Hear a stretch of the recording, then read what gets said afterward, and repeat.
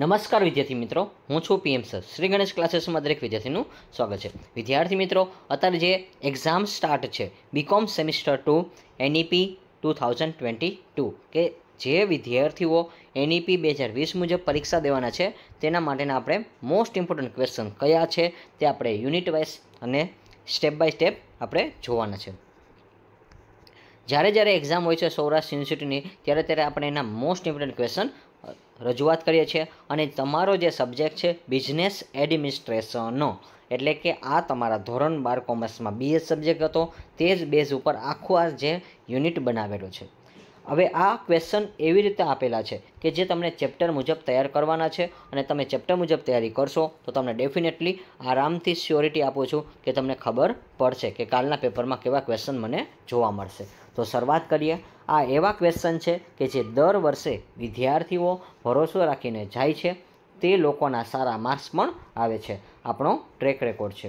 કોઈકને કદાચ એવું થાય છે કે આ ચેનલના આઈએમપી આપે છે અને હું કેમ તૈયાર કરું, મારે નથી કરવા તો નહીં કરવાના, પણ જેને ભરોસો છે તે અચૂકપણે કરે છે. કારણ કે છેલ્લા 4 વર્ષથી વિદ્યાર્થીઓનો ભરોસો છે કે આપણે જે ક્વેશ્ચન આપીએ છીએ એ દર વખતે વિદ્યાર્થીઓ જાતે કહે છે કે સૌરાષ્ટ્ર યુનિવર્સિટીની number 1 channel four university exam preparation because accuracy matters.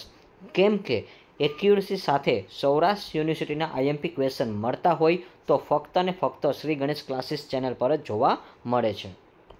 અને એટલા જ માટે નીચે તમે જોઈ શકો છો 2400થી વધારે વિદ્યાર્થીઓ આપણી સાથે જોડાયેલા છે. તો તમે શેની રાહ જુઓ છો? નીચેનું સબસ્ક્રાઇબ બટન દબાવીને અમારી સાથે જોડાઈ જાઓ. તો વિદ્યાર્થી મિત્રો, હવે આપણે ક્વેશ્ચનની શરૂઆત કરીએ. તમારું જે ફર્સ્ટ યુનિટ છે, unit number 1 introduction management theory, એટલે સંચાલનની તમારે થિયરી પૂછાશે. તો એની અંદર ક્વેશ્ચન નંબર 1 છે what is a management, explain the characteristics અને of management and also explain the general function of management. હવે વિદ્યાર્થી મિત્રો, અહીંયા જે સમાનાર્થી શબ્દ આપેલા છે, જે લોકો ઇંગ્લિશ મીડિયમમાં છે એને ક્વેશ્ચન બદલાવી શકે છે. એક્સપ્લેન ધ કેરેક્ટરિસ્ટિક્સ એટલે એને લક્ષણો કહેવાશે. એનો સમાનાર્થી શબ્દ ઇંગ્લિશમાં નેચર્સ પણ કહેવાશે, ફીચર્સ કહેવાશે અને સ્કોપ કહેવાશે. તો આ 4 શબ્દ તમે નોટ ડાઉન કરજો વિદ્યાર્થી મિત્રો. જ્યારે એક્ઝામ આપણે આપતા હોય ત્યારે પહેલાં આવા શબ્દ ખાસ ગોતી લેવા, એટલે જેથી કરીને તમને કાલે એક્ઝામમાં પૂછાય. આજનો ક્વેશ્ચન એવો છે explain the characteristics of management. પરંતુ કાલે તમે એક્ઝામ દેવા જાઓ ત્યાં તમને પૂછાય explain the nature's of management. તો વિદ્યાર્થી મિત્રો, ડેફિનેટલી ઘણા બધા વિદ્યાર્થીઓને ખબર જ ન હોય કે આ ક્વેશ્ચન કયો પૂછાણો છે, પરંતુ એને લક્ષણ જ કહેવાશે. તો ખાસ તમારે યાદ રાખવાનું છે.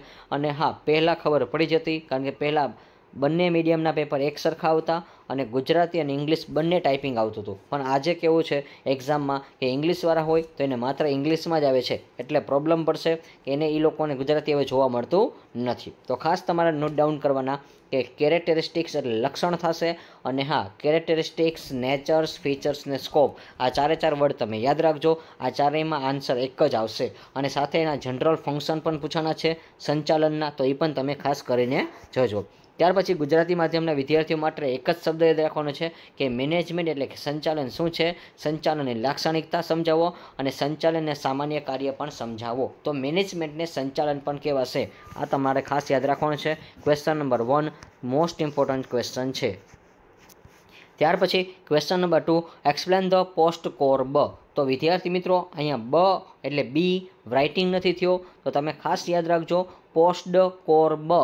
પી એટલે પ્લાનિંગ, ઓ એટલે ઓર્ગેનાઇઝેશન, એસ એટલે staffing, D for directing, C for coordination, R for reporting અને બી ફોર બજેટિંગ. તો અહીંયા બી છે એ ટાઈપિંગ નથી થયું, ટાઈપ મિસ્ટેક છે. તો તમે ખાસ યાદ રાખજો the catch word of Luther Gulick's classification, એટલે લ્યુથર ગોલિકના વર્ગીકરણના શબ્દો એટલે પોસ્ટ કોર્બ્સ તમારે સમજાવવાના છે. તો આ સાથે વર્ડ તમને યાદ હોવા જોઈએ વિદ્યાર્થી મિત્રો. અને હા, ખાસ મોસ્ટ ઇમ્પોર્ટન્ટ ક્વેશ્ચન છે ક્વેશ્ચન 1 and 2. અને હું જે ક્વેશ્ચન કહું છું એ અચૂકપણે કરજો, બાકીના પણ ક્વેશ્ચન તમે કરી જજો. અને વિદ્યાર્થી મિત્રો, પહેલો અને બીજો જે ક્વેશ્ચન છે એમાંથી 2માંથી 1 ક્વેશ્ચન તમારે આવતીકાલના પેપરમાં જોવા મળશે. Question 3. Discuss the mayors of contribution management and explain the features of tools of scientification management. મેનેજમેન્ટમાં મેયરના યોગદાનની ચર્ચા કરો. એટલે છે મેયર જે છે એ વ્યક્તિ નામ છે અને એ વ્યક્તિએ કેટલું યોગદાન આપેલું છે મેનેજમેન્ટ એટલે કે સંચાલનમાં, એનું તમારે ચર્ચા કરવાની છે અને વૈજ્ઞાનિક વ્યવસ્થાપનના લક્ષણો અને સાધનોને સમજાવવાના છે. ત્યાર પછી question number 4. Discuss the principles of management and describe by Fayol. Fayol દ્વારા વર્ણવ્યા મુજબ મેનેજમેન્ટના સિદ્ધાંતોની ચર્ચા કરો. તો ક્વેશ્ચન નંબર 1, 2 અને 4 આ 1, 2 અને 4 આ 3 ક્વેશ્ચન મોસ્ટ ઇમ્પોર્ટન્ટ છે વિદ્યાર્થી મિત્રો. ક્વેશ્ચન નંબર 1, 2 અને 4 અચૂકપણે આ 3 ક્વેશ્ચન કરીને જશો તો પણ તમને આરામથી પાસિંગ માર્ક થઈ જશે અને આમાંથી 3માંથી આરામથી તમને એક ક્વેશ્ચન અથવા બંને ક્વેશ્ચન આપણા જોવા મળશે. Question number 5. Explain the difference between the close system and open system. બંધ સિસ્ટમ અને ઓપન સિસ્ટમના તફાવત સમજાવો. તો ટોટલ વિદ્યાર્થી મિત્રો એક યુનિટના 5 ક્વેશ્ચન છે. આ 5માંથી મેં તમને 3 ક્વેશ્ચન આઈએમપી આપેલા છે. ક્વેશ્ચન 1, 2 અને 4 આ 3 જે ક્વેશ્ચન છે અચૂકપણે કરજો. બાકીના પણ જો એવું લાગે છે તો બંને ક્વેશ્ચન તમારી પાસે સમય હોય તો અચૂકપણે રીડ કરી લેવા, પરંતુ મેં તમને જે 3 ક્વેશ્ચન આપેલા છે એમાંથી આવશે. ત્યાર પછી યુનિટ 2ની વાત કરી. પ્લાનિંગ જે ચેપ્ટર છે ત્યાર પછી એની અંદર જે ક્વેશ્ચન એમાં પણ આપણે 5 ક્વેશ્ચન આપીશ અને એની અંદર પણ તમને મોસ્ટ ઇમ્પોર્ટન્ટ ક્વેશ્ચન હશે એ હું બોલીશ. Explain the question number 1. Explain the various step. તો સ્ટેપને તમારે સ્ટેજ પણ કહેવાશે એટલે લાઇનમાં તમારે લખવાના હોય છે અને હા તેને પ્રોસેસ પણ કહેવાય જશે વિદ્યાર્થી મિત્રો. એટલે ખાસ યાદ રાખજો step and stage and process and characteristics of planning. આયોજનના વિવિધ પગલાં એટલે કે વિધિ, એને વિધિ પણ કહેવાશે વિદ્યાર્થી મિત્રો. સ્ટેજ એન્ડ લાક્ષણિકતા સમજાવો. તો આયોજનની જે વિધિ છે એ તમે ખાસ યાદ રાખજો અને આયોજનની લાક્ષણિકતા છે આ ક્વેશ્ચન ખાસ કરીને જોજો વિદ્યાર્થી મિત્રો. આયોજનની વિધિ એટલે explain the process and characteristic of planning. Process એટલે વિધિ અને લક્ષણો આ આવતીકાલના ક્વેશ્ચનમાં તમને જોવા મળશે. ત્યાર પછી question number 2. Define the planning. Why is a planning importance of organisation in modern business. એટલે કે આજના આધુનિક સમયમાં જે આયોજન શું છે એ વ્યાખ્યાયિત કરો. સંગઠનમાં આયોજન શા માટે મહત્ત્વનું છે પણ આધુનિક વ્યવસાયમાં હોય એ તમારે દર્શાવવાનું છે. એટલે મીન્સ કે આયોજનનું મહત્ત્વ. ત્યાર પછી question number 3. Vote is a decision making. Discuss various step of decision making process. એટલે કે નિર્ણય લેવાનું શું છે, નિર્ણય લેવાની પ્રક્રિયાના વિવિધ તબક્કાઓની ચર્ચા કરો. તો ક્વેશ્ચન નંબર 1 અને 3 આ વેરી મોસ્ટ ઇમ્પોર્ટન્ટ ક્વેશ્ચન છે. ત્યાર પછી question 4. Difference between PERT and CPM. PERT અને CPMનું વચ્ચેનો તફાવત છે. તો વિદ્યાર્થી મિત્રો આ તફાવત છે યુનિક તફાવત છે કે કારણ કે તફાવત બહુ ઓછા પૂછાતા હોય છે અને વિદ્યાર્થી મિત્રો માત્ર આ પ્રશ્નોની જ તૈયારી કરે છે. તો યુનિક ક્વેશ્ચન છે, ખાસ એકવાર તમે કરીને જજો. ત્યાર પછી last question question 5. Write a short not decision making process. નિર્ણય લેવાની પ્રક્રિયા. તો અહીંયા વિદ્યાર્થી મિત્રો ક્વેશ્ચન નંબર જે પ્લાનિંગ ચેપ્ટર છે એની અંદર ક્વેશ્ચન 1, 3 અને 5 આ મોસ્ટ ઇમ્પોર્ટન્ટ ક્વેશ્ચન છે. 1, 3 અને 5 આ એકવાર અચૂકપણે કરજો. આ 3માંથી આરામથી તમારે એક ક્વેશ્ચન અથવા બંને ક્વેશ્ચન આવી શકશે. અને વિદ્યાર્થી મિત્રો કીધું તો એ કે PERT અને CPMનો જે તફાવત છે એ પણ તમે એકવાર કરી લેજો, કારણ કે મને એવું લાગે છે શાયદ પૂછી શકે છે, કારણ કે એક આધી ક્વેશ્ચન. પરંતુ ટેન્શન ન લેતા એક તનને 5 કરી નાખશો તો તમારે આ તફાવત કરવાની જરૂર પણ રહેશે નહીં. અને જે વિદ્યાર્થીઓને PERTનું પૂરું નામ અને CPMનું નામ ખબર હોય એ ખાસ કોમેન્ટમાં લખજો. પણ આ મારા મત મુજબ કહું તો આ તફાવત પણ 100% તમને પૂછાઈ શકશે. યુનિટ 3 ઓર્ગેનાઇઝેશન એટલે કે આ જે ચેપ્ટર છે એની અંદર પણ 5 ક્વેશ્ચન છે. Question number 1. Explain the meaning of organisation. Discuss its meaning guiding principle. સંસ્થાનો અર્થ સમજાવો અને તેના માર્ગદર્શિકાના સિદ્ધાંતોની ચર્ચા કરો. તો ક્વેશ્ચન નંબર 1 છે મોસ્ટ ઇમ્પોર્ટન્ટ ક્વેશ્ચન છે. ત્યાર પછી question 2. Explain the importance and limitation organisation. સંસ્થાનું મહત્વ અને મર્યાદા સમજાવો. તો મહત્વ મર્યાદા આવતીકાલના પેપરમાં તમને અચૂકપણે જોવા મળશે. ત્યાર પછી question number 3. Explain the characteristics. એટલે વિદ્યાર્થી મિત્રો આના સમાનાર્થી શબ્દ ઓલરેડી આપણે ઉપર કીધા છે, નેચર્સ, ફીચર્સ ને સ્કોપ. એન્ડ પ્રોસેસ એટલે એને સ્ટેપ પણ કહેવાશે. ઓર્ગેનાઇઝેશન તો સ્ટેપ, સ્ટેજ અને પ્રોસેસ આ 3 શબ્દ એક થશે. સંસ્થાની લાક્ષણિકતા અને પ્રક્રિયાના પગલાં સમજાવો. તો question number 3 very most important છે. ક્વેશ્ચન 2 and 3 એ મોસ્ટ ઇમ્પોર્ટન્ટ ક્વેશ્ચન છે વિદ્યાર્થી મિત્રો, ખાસ કરીને જજો. Question 2 and 3 most important question છે, ખાસ એકવાર કરી લેજો. ત્યાર પછી question number 4, what is a committee organisation, explain in merits demerits. સમિતિ ઓર્ગેનાઇઝેશન એટલે શું છે, તેના ગુણ અને ખામી સમજાવો. અને વિદ્યાર્થી મિત્રો, મેરિટ ડિમેરિટને એડવાન્ટેજ ડિસએડવાન્ટેજ પણ કહેવાશે, તો સમાનાર્થી શબ્દ ખાસ લખી લેજો. લાભ અને ગેરલાભ પણ કહેવાશે, લાભ અને ગેરલાભ, અને એડવાન્ટેજ ડિસએડવાન્ટેજ. ઇમ્પોર્ટન્સ પણ કહેવાશે, તો ખાસ એ પણ યાદ રાખજો વિદ્યાર્થી મિત્રો. સમાનાર્થી શબ્દ ખાસ એકવાર તમારે પાકા કરીને જવાના રહેશે. ત્યાર પછી question 5, write a short note functional organisation. ટૂંક નોંધ લખવાની છે, કાર્યાત્મક સંશોધન. તો શોર્ટ નોટ સ્વરૂપે પણ તમને ક્વેશ્ચન આવી શકે છે, પરંતુ આની અંદર question number 2 and 3 very most important question છે. ક્વેશ્ચન નંબર 1, 2 ને 3. આ જે ચેપ્ટર છે યુનિટ 3, એની અંદર ક્વેશ્ચન 1, 2 અને 3 મોસ્ટ ઇમ્પોર્ટન્ટ ક્વેશ્ચન છે, યાદ રાખજો. ઓર્ગેનાઇઝેશન ચેપ્ટર છે એની અંદર ક્વેશ્ચન નંબર 1, 2 અને 3 વેરી મોસ્ટ ઇમ્પોર્ટન્ટ ક્વેશ્ચન છે. ત્યાર પછી યુનિટ 4, ડિરેક્ટિંગ એન્ડ કંટ્રોલિંગ. આ જે ચેપ્ટર છે વિદ્યાર્થી મિત્રો, એની અંદર પણ 5 ક્વેશ્ચન છે. એ question 1, explain the various techniques of leadership. નેતૃત્વની વિવિધ તકનીકો સમજાવો. Question number 2, explain the importance and scope of motivation. પ્રેરણાનું મહત્વ અને અવકાશ સમજાવો. તો વિદ્યાર્થી મિત્રો, ક્વેશ્ચન નંબર 2 છે મોસ્ટ ઇમ્પોર્ટન્ટ ક્વેશ્ચન છે, ખાસ એકવાર કરીને જજો, અગત્યનો ક્વેશ્ચન છે એટલા માટે. ત્યાર પછી question number 3, explain the types of control. નિયંત્રણના પ્રકાર સમજાવો. Question number 4, what is a motivation, explain the characteristic of motivation.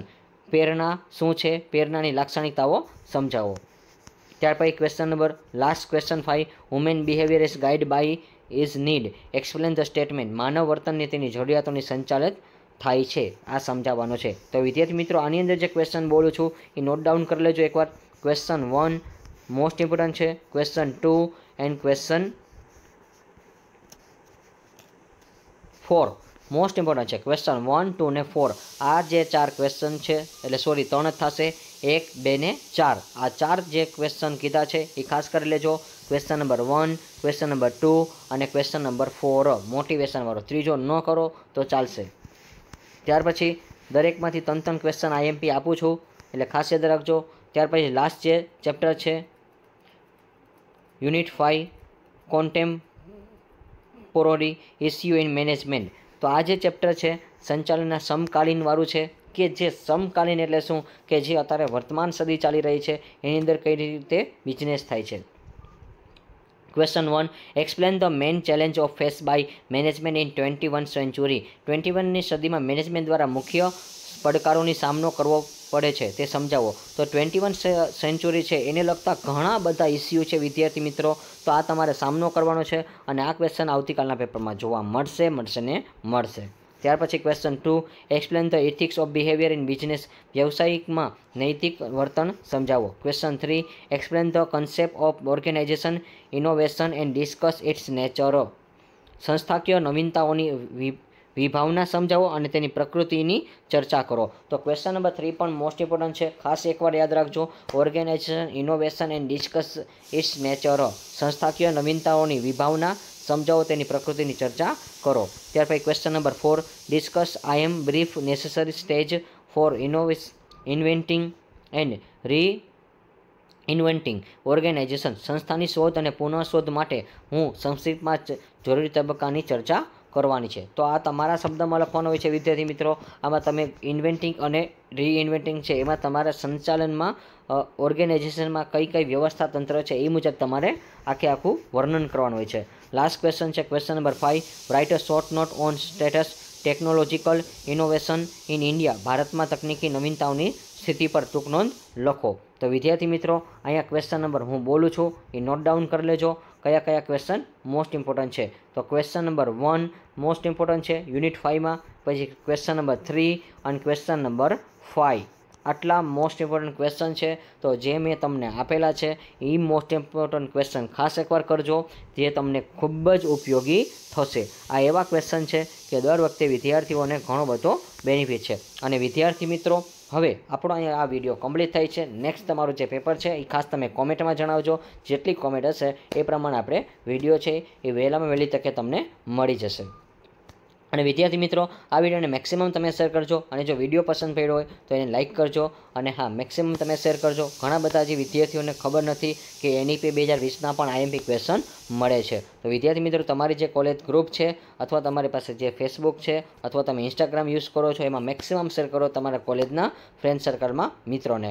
Like this video, share this video, follow with SGC.